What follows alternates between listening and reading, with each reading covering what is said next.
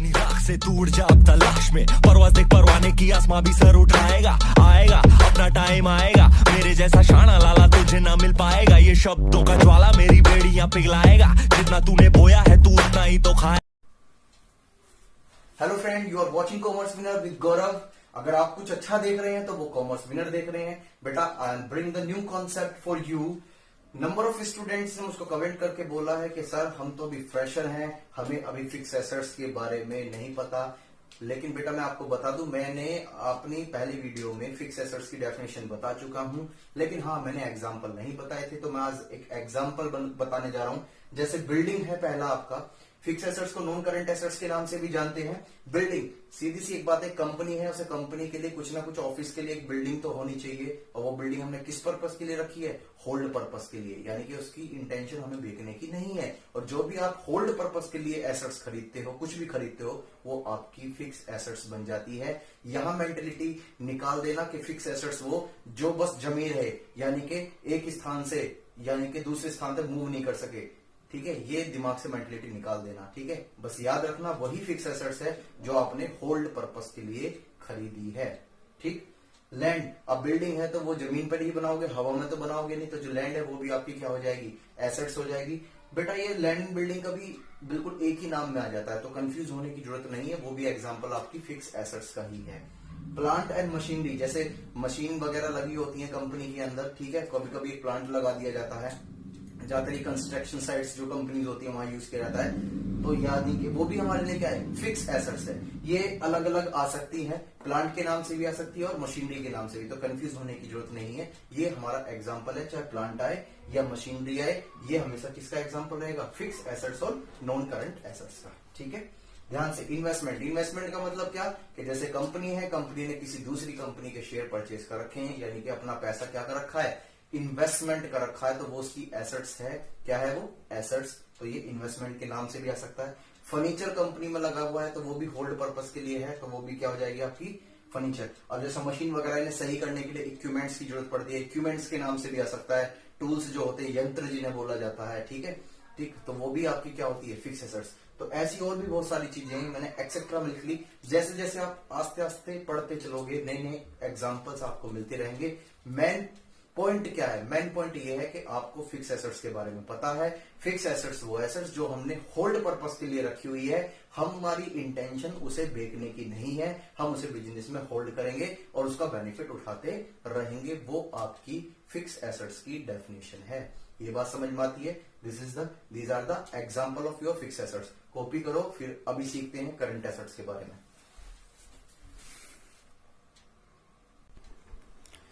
बेटा इसमें current assets मैं आपको बता चुका हूं। करंट एसेट्स वो एसेट्स जो which can be convert into cash with in 1 year, यानी कि 1 साल से कम वो कैश में कन्वर्ट हो जाती है।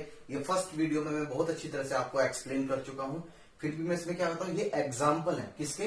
करंट एसेट्स के क्या है? एग्जाम्पल है। तो एग्जाम्पल क्या? स्टॉक मैंने आपको क्या बताया था? सपोज करो मैं एक गाड़ी का शोरूम है, तो मैं एक गाड़ी परचेज करता हूं अपने पर्सनल यूज के लिए।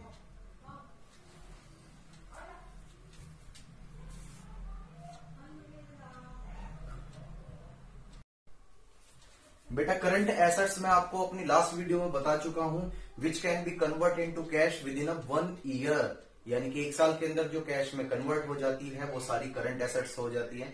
आप उनका मतलब तो समझ चुके थे, लेकिन सर एग्जाम्पल नहीं बताए थे, तो बेटा ये एग्जाम्पल है। एग्जाम्पल क्या? स्टॉक का मतलब समझते हो? मेरी परचून की दुकान है और मैंने अपने यहाँ पर सामान रखा हुआ है बेचने के लिए, ब्रेड है, हमारे पॉपकॉर्न्स है, मैगी वगैरह सारी चीजें रखी हुई है। दिस इज माई स्टॉक जो अवेलेबल है मार्केट में सोल्ड करने के लिए टू द कस्टमर, वो मेरा सारा क्या होता है? स्टॉक होता है। क्लियर? दूसरा है आपका कैश इन हैंड। अगर आपके पास कोई पैसा आपकी जेब में, आपके पास गले में रखा हुआ है, तो वो कैश इन हैंड। और या आपका पैसा बैंक में जमा होगा, यानी कि जो उसका करंट अकाउंट ओपन हो रहा होगा बिजनेस का, वो उसके खाते में जमा हुआ होगा, डिपॉजिट हो रहा होगा, तो उसे कैसे बैंक के नाम से जानते हैं, ये भी आपकी करंट एसेट्स होती है। मार्केटेबल सिक्योरिटीज, कभी कभी क्या होता है, दुकानदार जो है शॉर्ट टर्म बेसिस पर, यानी कि 3 मंथ 4 मंथ 6 मंथ के लिए कहीं मार्केट में पैसा इन्वेस्टमेंट कर देते हैं, तो वो जो पैसा जो कर दिया जाता है इन्वेस्टमेंट, उसे हम मार्केटेबल सिक्योरिटीज बोलते हैं। मार्केट में अवेलेबल्स होती है, ये एवरीडे इनकी डीलिंग्स होती है, ठीक है, Monday to Friday. Prepaid expenses अभी एक एग्जांपल से समझाऊंगा। एक्रूड का मतलब समझो। एक्रूड का मतलब है जो हमने कमा तो लिया लेकिन अभी तक रिसीव्ड नहीं हुआ। ठीक है, जैसे एक एग्जांपल से समझते हैं। एग्जांपल से समझो ध्यान से। हुआ क्या, मैंने कहीं पैसा इन्वेस्टमेंट कर रखा था। ठीक है, मैंने कहीं इन्वेस्टमेंट किया। ठीक है सर, कर दिया इन्वेस्टमेंट। अब वहां से मुझे 1 लाख रुपए मैंने इन्वेस्टमेंट किए और उस पर इंटरेस्ट मिलना था मुझे 10%। तो कितना इंटरेस्ट मिलना था मुझे, ये हो गया आपका 10,000। कितना, 10,000।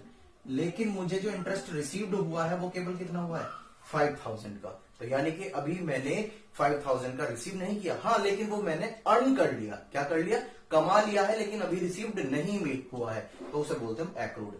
Earn but not yet to receive. ये बात समझ में आती है। अब प्रीपेड के लिए एक एग्जांपल देखना पड़ेगा, बहुत ध्यान से देखते हैं इस एग्जांपल को।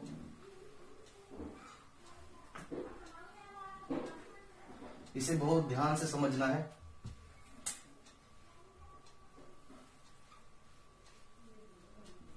ठीक है, ये आपकी हो गई 1920।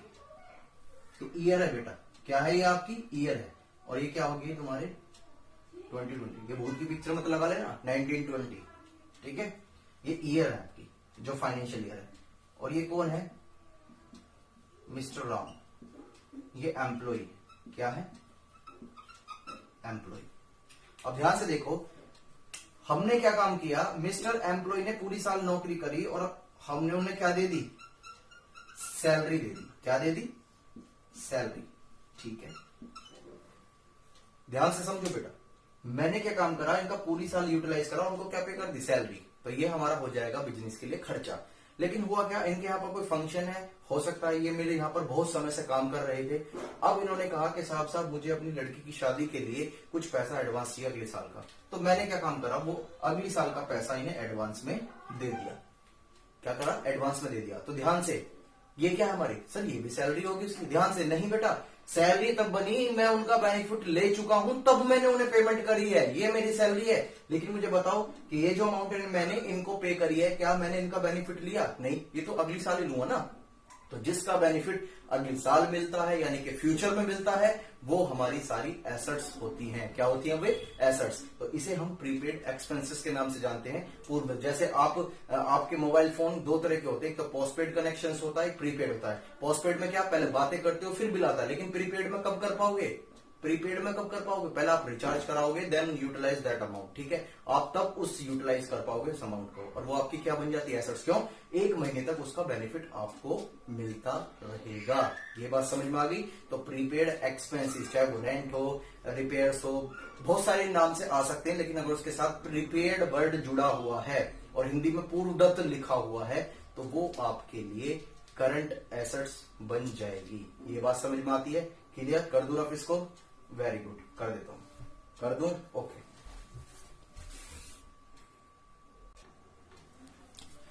ध्यान से देखो बेटा, लायबिलिटीज भी मैं आपको बता चुका हूं, लेकिन लायबिलिटीज यहां पर 2 तरह की, ये समझना जरूरी है। एक लायबिलिटीज होती है आपकी इंटरनल लायबिलिटीज और एक होती है एक्सटर्नल। नाम से ही कुछ पता चल रहा होगा, इंटरनल का मतलब क्या, घर के अंदर की बात हो रही है, और एक्सटर्नल का मतलब क्या, घर के बाहर की बात हो रही है। तो ठीक है, एक एग्जाम्पल से देखते हैं। जैसे सपोज करो ये कंपनी है, ठीक है, क्या है आपकी कंपनी। अब इस कंपनी में कुछ पैसा ये लोग लगाएंगे, हो सकता है इस पे फ्रेंड्स भी लगाए, मतलब रिलेटिव्स लगाए। ठीक, तो मुझे बताओ ये कंपनी अलग होती है, इसकी अलग पहचान है, उसकी अलग पहचान। भाई एग्जांपल देख लो, जब आप रिलायंस जियो का सिम परचेज करने के लिए जाते हो तो दुकान पर क्या कहते हो, रिलायंस जियो का सिम दे दो, ये कहते हो कि मुकेश अंबानी जी का सिम दे दो, क्या कहते हो, रिलायंस जियो का सिम दे दो। तो इस वजह से बिजनेस की एक अलग पहचान होती है मार्केट में, बिजनेस एंटिटी कंसेप्ट। ठीक है, सेपरेट लीगल एंटिटी, यानी कि क्या, कि बिजनेस जो कर रहा है वो इंसान अलग है अपने बिजनेस से, और बिजनेस एक अलग है। तो जब इन्होंने इसमें पैसा लगाया तो इसके लिए एक रेस्पॉन्सिबिलिटी, एक लायबिलिटीज बन जाती है कि इन फ्यूचर्स में वो इनकी क्या करे, रीपेमेंट करे। तो इसके लिए क्या हो गई, लायबिलिटीज। क्या हो गई, लायबिलिटीज। और लायबिलिटीज ये वाली कौन सी है, इंटरनल। इंटरनल क्यों, क्योंकि घर के परिवार है, यानी कि क्या है, जो घर के जो सदस्य हैं वो हैं। जैसे इक्विटी शेयर, सभी क्या होता है प्लीज बताओ। बता दूं बेटा, इसके सारे टॉपिक आएंगे, सब चीज बताऊंगा, सब चीज बताऊंगा, टेंशन मत लो। ठीक है, equity shares capital, preference shares capital, reserves यानी कि गुल्लक का पैसा जो बचाया हुआ होता है मालिकों का, एक्सेट्रा, ये सारी लाइबिलिटीज वो लाइबिलिटीज होती हैं जो मालिकों की होती हैं, जिसे हम किस नाम से जानते हैं, इंटरनल लाइबिलिटीज। ये बात समझ में आ गई। फिर आती है एक्सटर्नल, जो हमें इस कंपनी को किसे देनी है, आउटसाइडर को बाहर देनी है। कहां देनी है, बाहर, आउटसाइड। कहां पेमेंट करनी है, आउटसाइड पेमेंट करनी है। तो ध्यान से सुनो, इस आउटसाइड लाइबिलिटीज में दो तरह की लाइबिलिटीज होती है, जिनकी पेमेंट आपको 1 साल के अंदर अंदर करनी है और जिनकी पेमेंट आपको 1 साल के बाद करनी है। तो जिनकी पेमेंट आपको 1 साल के अंदर अंदर करनी है, विद इन द 1 ईयर, तो वो कौन सी है, उनके एग्जाम्पल दे रखे हैं यहाँ पर। Outstanding expenses. आउटस्टैंडिंग एक्सपेंसेस का मतलब समझो, जैसे सपोज करो मुझे आज किसी की सैलरी देनी है, मेरे पास पैसा नहीं है, तो मैंने अभी सैलरी नहीं दी, तो ध्यान से, अब यानी कि ड्यू हो गया है, देना है, लेकिन अभी मैंने दिया नहीं है, यानी कि देना बाकी है। तो जो देना बाकी होता है वो कहलाता है आउटस्टैंडिंग। तो वो हमारी करंट लायबिलिटीज है। क्यों, क्योंकि इसकी पेमेंट हमें 1 साल के अंदर अंदर करनी है। क्लियर। एडवांस अमाउंट रिसीव, आपने किसी से एडवांस अमाउंट रिसीव कर ली, ठीक है। एडवांस अमाउंट आप जनरली सोचो कब देता है कोई, अगर कोई 1-2 महीने के अंदर कोई काम हो जाएगा, जैसे सपोज करो किसी की शादी वगैरह होती है, तो हलवाई को साई के रूप में दे जाते हैं एडवांस अमाउंट। तो वो तभी तो दी जाती है जब 2-3 महीने बच रहे हो या 5-6 महीने, ऐसा थोड़ी ना कि 2-3 साल पहले ही दे देंगे। तो ध्यान से समझे इस बात को, अगर आपने किसी से एडवांस अमाउंट रिसीव कर ली है तो वो भी आपकी क्या हो जाएगी, करंट लायबिलिटीज। क्यों, क्योंकि वो अभी आपने कमाई नहीं है, लेकिन आपने रिसीव्ड कर लिया। आप कब कमाओगे, जब उनका काम कर दोगे उस पार्टी का जिससे आपको पेमेंट रिसीव हो चुकी है। क्लियर। फिर आपके क्रेडिटर मैं आपको बता चुका हूं अच्छी तरीके से। हम किसी से उधार परचेज, मैंने किसी से उधार परचेज करके लाया, जैसे ये मिस्टर एक्स है और मैं इनसे करके ये मार्कर खरीद के लाया हूं, लेकिन मैंने इन्हें पैसे नहीं दिए, तो ये मेरे लिए क्या हो जाएंगे, क्रेडिटर हो जाएंगे। और मुझे इनकी पेमेंट कब करनी पड़ेगी, 1 साल के अंदर अंदर। अब ये उधार मुझे ऐसा तो देंगे नहीं कि 2 साल में दे देना, 3 साल में, ये कहेंगे 15 दिन, 20 दिन, 1 मंथ, 2 मंथ आपको पेमेंट करनी है। तो this is my creditor. Clear.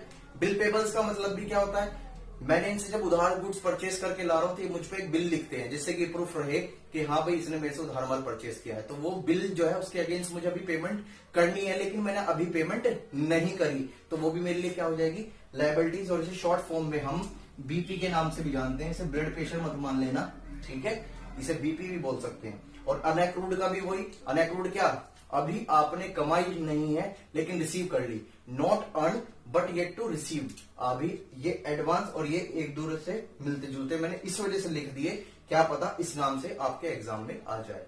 Clear.